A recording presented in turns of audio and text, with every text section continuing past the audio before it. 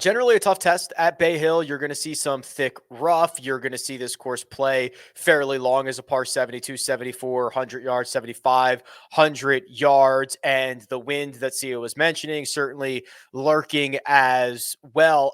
When I look at the key stats model on rickrungoods.com, there's two things that jump out to me, Sia.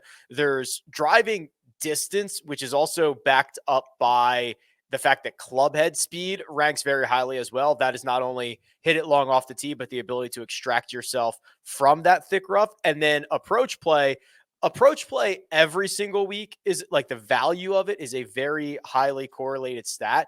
But the way that this model runs is that there's only 6 courses on the PGA Tour schedule where strokes gained approach is more important than here at Bay Hill. So this truly does allow some of the best ball strikers, whether that's through approach play, whether it is through distance, to separate themselves from the rest. I love that club head speed is high on that list. I mean, I totally agree with you, or I agree with this model, I should say, that, I don't, for me, distance off the tee, obviously it's important to some degree. I'm not going to weigh it as much as perhaps like this model does, or a lot of people in the industry are. But I do think club head speed kind of goes hand in hand, but it's because of that second shot. I think it's because of, obviously, if you get it out there further off the tee, you're going to have shorter distance coming in. But I think, being in the rough, a lot of people are going to be in the rough, and just the ability to use your word, Rick, extract the ball cleanly and to be able to do it with the right club head speed or a powerful club head speed at that, and maybe get yourself on the green out of the rough. I think that's going to be really important. We see the long approach play being really important here. So for me, if it's between like driving distance and long irons, I'm probably going to defer to long irons, but certainly both of them are important. But one other thing you mentioned was ball striking. That's my big emphasis, and that's kind of a more global thing. But I don't mind being global this week in terms of maybe not parsing through a bunch of different stats, maybe looking at some global stats, whether that be tee to green or greens in regulation or ball striking. I think those are going to be really important.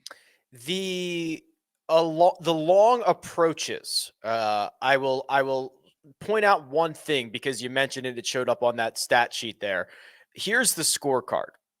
Number 2 is a par 3. That's 231 yards. Number 7, the shortest of the par 3s, 199. 14 is 215 yards. 17 is 221 yards. This is the longest, or at least last year was the longest set of non-major championship par 3s. Only Southern Hills for the PGA Championship was longer. So I know that's only 4 out of 18 holes, Sia, but like how much are we going to factor in the ability to play long par 3s very well? I'm definitely going to take a look at it along with some of that long iron play. I mean, you're right.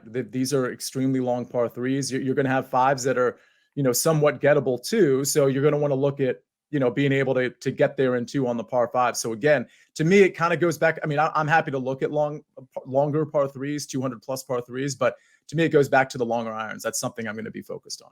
Okay.